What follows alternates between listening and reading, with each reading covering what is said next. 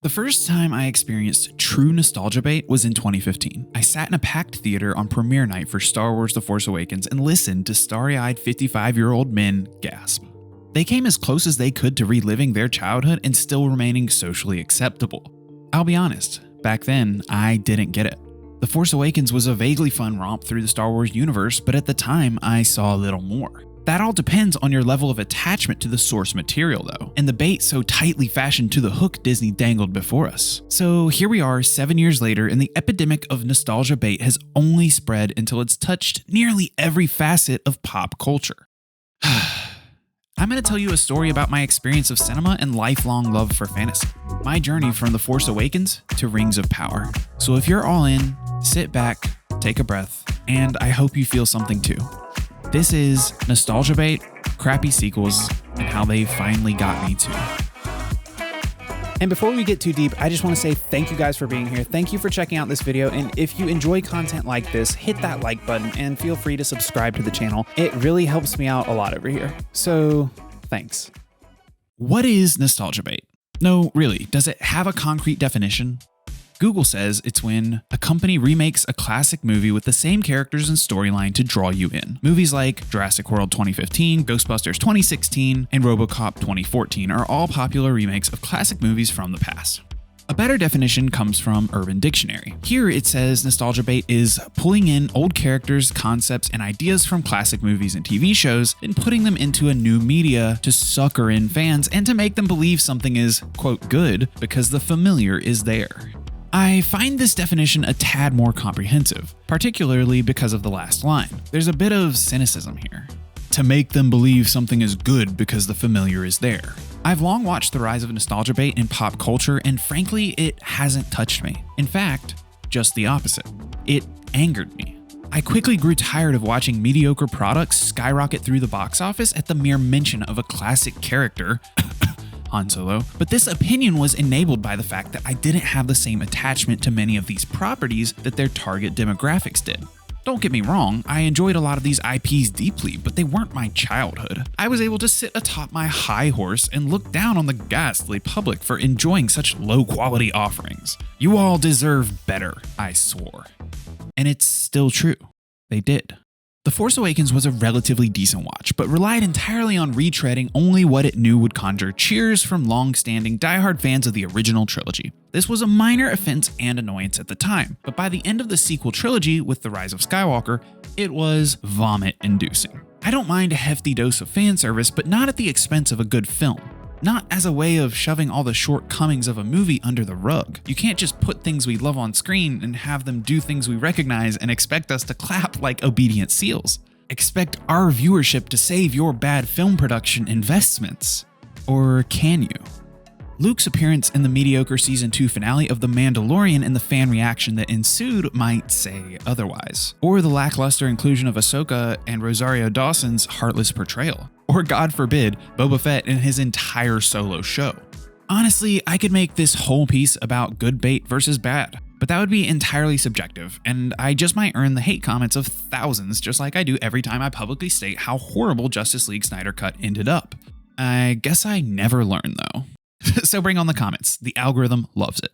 But this piece isn't about Star Wars. God knows we have enough essays decimating those films, and nostalgia bait doesn't just permeate that franchise. It's already worked its way into almost everything Disney touches. The Marvel Cinematic Universe has become a playground of Easter eggs. It more often feels like the intent is to reward viewers for recognizing subtle nods and not so subtle cameos than it is to even tell a great story.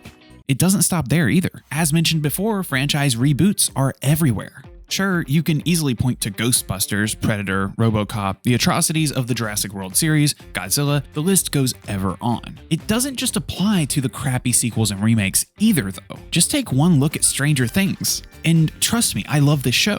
But after enough shot-for-shot recreations of iconic films and 80s memorabilia, they walk a thin line.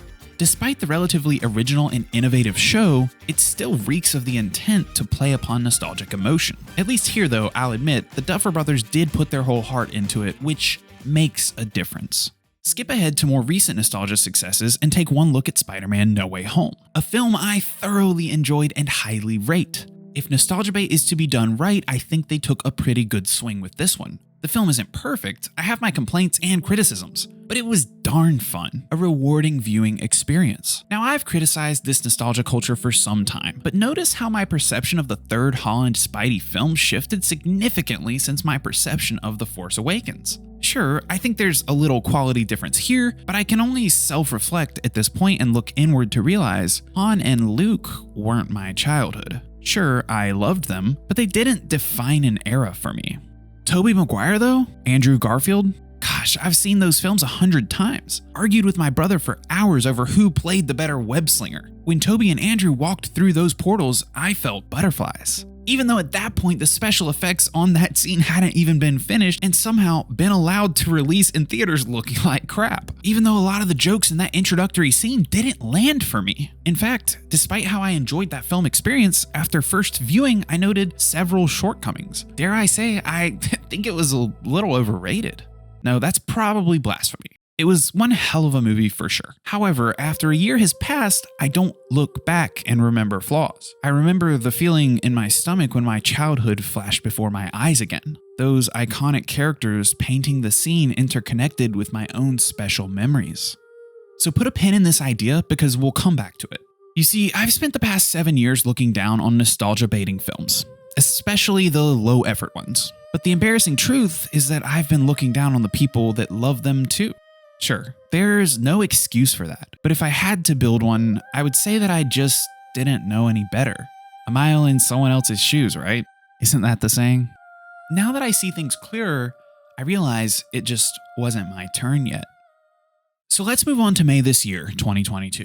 Another month, another throwaway Star Wars TV show, right?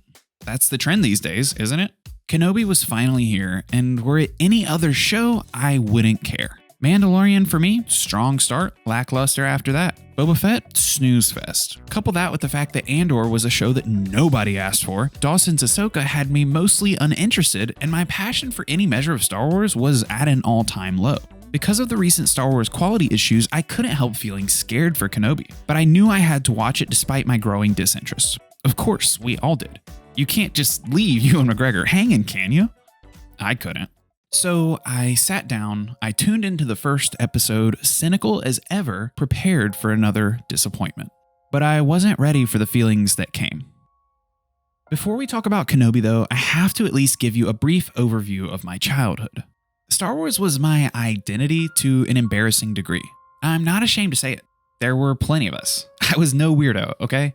We were all weirdos. But I was new gen Star Wars, a loser who grew up on the prequels and not the original trilogy. Sure, I loved Luke too, but in a canon sort of way, not a tangible way. I discovered Luke and Han through legend and watched those films only after I had seen The Phantom Menace twice in theater, once in IMAX. Those stories were great too, they just didn't hit for little kid me like the new ones did. So my childhood was full of Star Wars birthday parties. I rewatched the prequels hundreds of times. My closet was filled with those little $10 plastic Target lightsabers you could actually beat the crap out of your friends with and they wouldn't break. Star Wars Legos, every video game title I could get my hands on set in a galaxy far away. But my attachment wasn't cemented simply by a love for watching the films. It was the memory associations bonds built.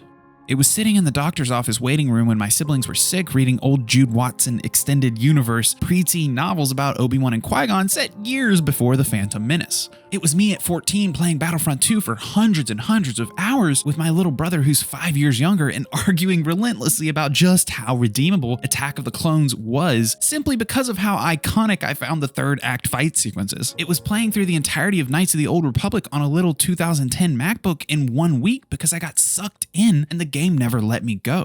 I still remember those levels vividly after all these years.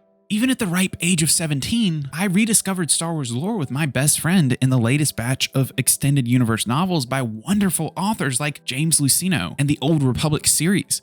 That is, just before Disney swooped in and wrapped their grubby fingers around everything I held dear. We tore through those novels like the stories would disappear if we left the books closed for more than a few hours. A little book club of two. And to my surprise, it seems they did. It wasn't just about Star Wars and the universe I held dear. The experiences fused with periods of my life. They marked a time, a special Star Wars memory for nearly every special season. So let's bring the clocks back to current day. Kenobi, the TV show, had arrived, and while I had little to no faith in the production itself, I did have every ounce of faith in McGregor, in my Obi-Wan. And when the season opener was finished and the credits rolled, I felt like a kid again. The episode was weak. The story wasn't even compelling. In fact, the show had little to offer, but what it did provide, I needed. My Obi-Wan was back, and for those few moments, Star Wars was mine again. The Force Awakens, The Last Jedi, Rise of Skywalker, those films weren't my Star Wars, just like the prequels never gave fans of the original trilogy what they wanted either. Ewan McGregor's Obi-Wan and Hayden Christensen's Anakin were my Han and Luke. And until this point, I didn't realize I had my own. I was sucked in by the very thing I looked down upon years earlier. Hello there. That was all he had to say to lock me in my seat.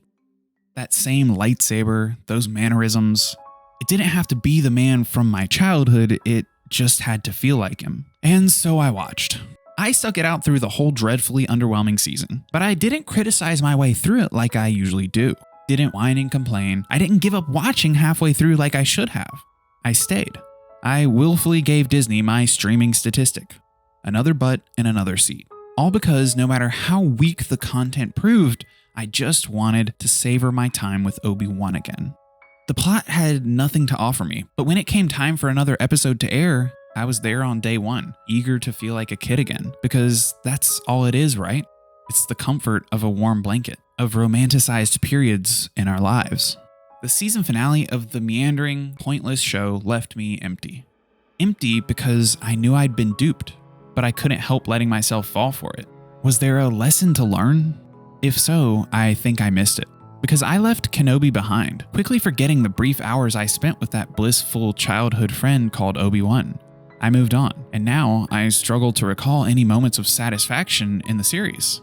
No new ground, no new context. In fact, the only scenes I vividly remember were soaked in nostalgia bait. Obi-Wan and Anakin training years ago, the opening scene of the clones raiding the Jedi Temple in Revenge of the Sith. Even the final showdown between Master and old Padawan proved underwhelming and at best a calculated yet half-baked play on our emotional attachments to the character dynamic that did all the heavy lifting years ago in a different series of films. All that to ask myself, what was the point of it all? Put a pin in that thought. It's going to be important later. But let's move away from Star Wars for a moment. After all, I said this piece had little to do with Star Wars, didn't I? So what recent concoction of Easter eggs and nostalgia bait reared its head to put the final nail in the coffin for me? What did it take to finally get me too? None other than a world most dear to me. More dear than Star Wars, than the land of Hyrule, than Metal Gear Solid, or the warm blanket of a beloved Studio Ghibli film. Middle-earth. Yes, quite the obvious, right? More specifically, Rings of Power. This one defeated me.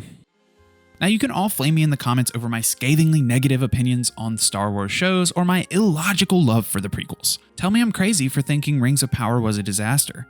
I'm not here to convince you of anything. People are allowed to like what they like, so I won't focus on quality here. I want to hone in on the essence of that nostalgia bait that so long eluded me, but in 2022 captured me in its suffocating grip. My relationship with Rings of Power is terribly funny in hindsight. I knew long before it aired that it wouldn't deliver. The writing was scrawled on the walls in blood red. I was prepared for disappointment. However, that's not the twist. The twist is that despite my distaste for the first episode, I watched the second. And despite the shortcomings of that one, I watched the third. Do you see where this is going? I, like many of you, dedicated many periods of my life to studying Lord of the Rings. I'm not here to convince you that I'm the ultra nerd. I'm definitely no gatekeeper, but I read the novels over and over. I plowed through the Silmarillion and subsequent published works in Middle-earth. I read all the Tolkien biographies I could get my hands on and joined nerdy Lord of the Rings Discord channels. My walls to this day are decked out with Lord of the Rings art, my Christmas tree decorated with several ornaments of the like. I don't have to tell you how many times I've watched Peter Jackson's trilogies. To put it safely, I care a lot about Middle-earth. And no, I didn't hate Rings of Power for any prejudice or hot-headed qualm with woke culture. It was simply a very, very low-quality series, despite the mountains of gold good old Jeffrey threw at it. With any other name attached to it, maybe it would be a standout hit with potential. But you can't take on the mantle guarded by the godfather of fantasy himself and not get raked over coals for getting it wrong. So the question remains, why did I keep watching? Why couldn't I, despite my disappointment, turn it off? I don't think I'm alone here. We sit lifelessly staring at the TV. We suffer through the bad dialogue, the garbage casting, the lackluster plot, the lifeless new characters. We stay to feel young again. We'll suffer the desecration of work we revere so deeply, all for one glimpse of a fully realized Numenor. No matter how painful the last 41 minutes of an episode proved, we'll wait an entire season for a glimpse of Durin's Bane. We'll roll with all the bad punches just to experience some form of that world, those characters we loved so much, even if it's only a fleeting moment. I finished Rings of Power. Yep, Season 1 is in the books, and it was a poor showing at that. But here's the kicker. I already know I'll be back for Season 2, and that's our curse. That's the hold these corporations have on us. George Lucas deserves better. Tolkien deserves better. We deserve better. But these studios will never learn so long as they can count on our views.